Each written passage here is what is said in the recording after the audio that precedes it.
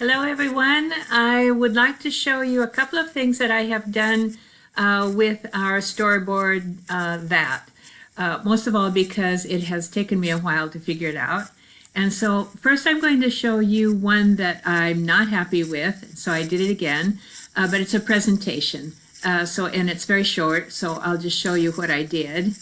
And let me open it up here, and it should start by itself. I think this is a great instrument that can be used with classes. I'm not sure how helpful it is with teachers, but it would be a great thing to use with classes. Okay, here we go. Let me get it on presentation mode. It should actually start itself, maybe not. Okay, oh, I guess it's not going to go on. Yes, it is.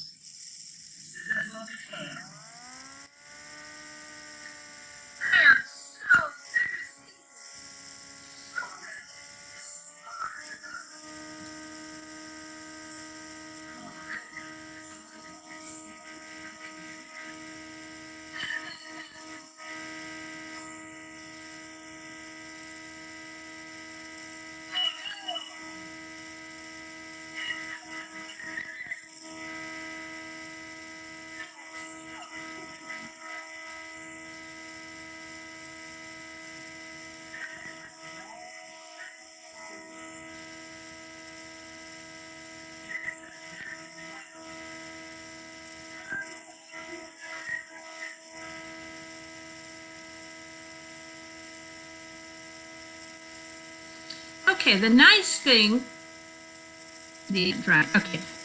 about this is that if you save it with PowerPoint, it automatically makes slides with the picture you've made on the left. There's room for a title, and then you can put in any text, which is really nice. And then, of course, being on PowerPoint, you can make a film out of it, which is what I did.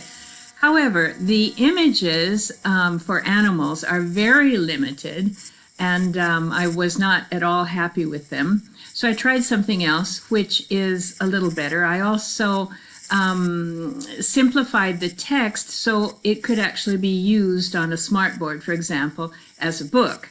And I'm happier with this one. So let me show you this one, which I did not make a film out of, and so we can actually go through it together, and I can tell the story also. So let's just do this. So this is the elephant's nose. Many years ago, elephants had small trunks with short noses. One year, the ponds and lakes and streams had very little water. All the animals in the forest were very thirsty. There was a river near the forest, and an elephant decided to go there to drink some water. "I'm so thirsty," he said.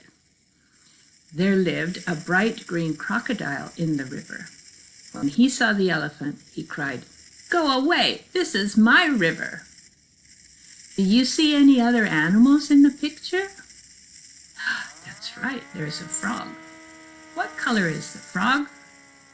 "It's green, just like the crocodile, isn't it?" The elephant was afraid, so he decided to come back to the river when the crocodile was sleeping. In the same river, there also lived this shiny green toad, or frog. Sometimes the toad would hop onto the crocodile's back. The crocodile didn't like this and tried to shake the toad off his back.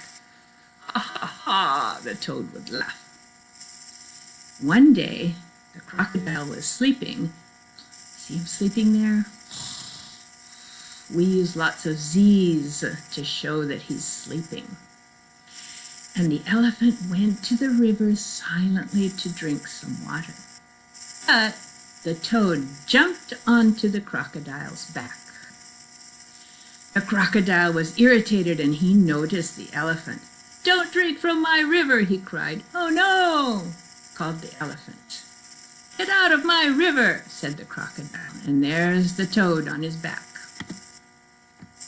He caught the elephant's trunk and began to pull him into the river. The poor elephant started to pull back, crying, "Let go of me, please, let go of me. ouch, stop pulling my nose. My nose hurts. But the crocodile just continued pulling. Then, with a mighty pull, the elephant freed his trunk from the crocodile. But the elephant's nose was now really long. Look at how long it is. He was angry. So angry, the elephant sucked all the water from the river with some mud and sprayed it on the crocodile and the toad. And since then, from that moment, elephants have long noses, long trunks, and crocodiles and toads are not bright green anymore. What color are they? Look, we're brown now, they say. Okay, so that's the end of the story. And unfortunately, okay, as you can see here, I copied copyright-free images from Google Images, of course, but it's no longer automatically recognized. With the other ones, if you take them from the StorybookThat application, they automatically give you your whole cytography or bibliography at the end, which is great because it saves a lot of time.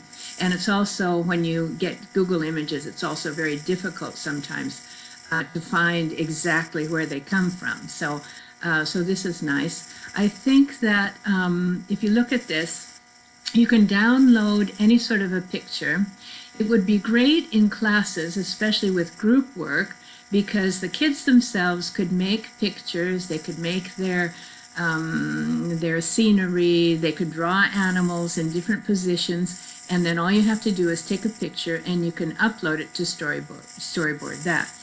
At that point, they can make their avatars, they can make their little people, which is actually pretty easy to do, and they have motion. You can move them, you can make them turn, you can make them have expressions.